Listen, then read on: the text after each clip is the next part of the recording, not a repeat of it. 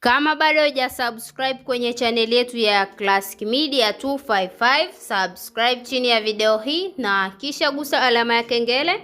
ili uweze kuwa mtu wa kwanza kupata habari zetu za kiburudani zinazokiki na kumake headline ndani na nje ya nchi ya Tanzania. Moja kati ya story ambayo Wema Sepetu ameamua kushare na fans wake katika mitandao ya kijamii ni swala lake la ujauzito. Siku ya leo Wema Sepetu amefunguka na kusema kwamba kwa sasa hivi yuko mbioni na maandalizi ya kujifungua na ameshapanga sehemu ambayo atakwenda kujifungulia, na amesema kwamba safari yake ya sasa hivi ni safari ya mwisho ya kuelekea India, na ameweka wazi sababu ambazo zimemfanya aweze kuchagua sehemu hiyo ambayo ni India ni kutokana na swala lake la kuchelewa kupata ujauzito, na hata marafiki zake Diva the Boss ameamua kumshauri kwamba kuelekea India ni jambo la msingi sana na asiweze kupuuzia, kwa sababu hapo ndipo atakapoweza kupata matokeo na majibu ya haya mambo yake ambayo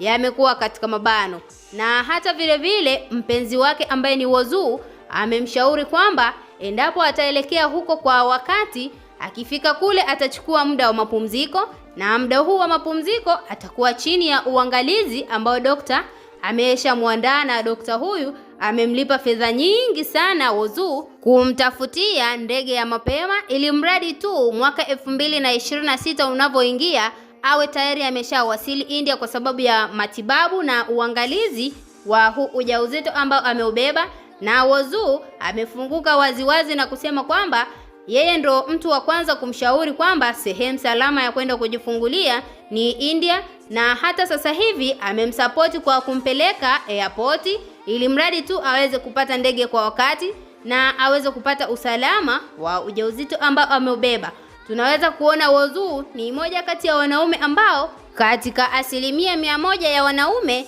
yeye anaweza akawa miongoni mwa wale watu 10 ambao watu bora zaidi. Whozu kwa upande mwingine tunaweza kumuona ameweza kufanya jambo la kishujaa kwa kumsapoti Wema Sepetu, maana watu wengi wamekuwa wakimjadili na kumsema vibaya katika mitandao ya kijamii, hususan swala lake la kuhamia South Africa kwa muda. Ni kwa nini aweze kuondoka tena South Africa kwa mara nyingine, japokuwa alidhani South Africa ndo mahali pekee ambapo aliweza kuchagua kwa ajili ya mapumziko, na iweje sasa hivi aweze kubadilisha maamuzi na kuelekea huko India. Wewe kama mfuatiliaji wa chaneli yetu ya Classic Media 255, tuachie maoni yako ndani ya comment section, na vile vile usisahau kusubscribe, kulike na turn on notifications. Stay tuned.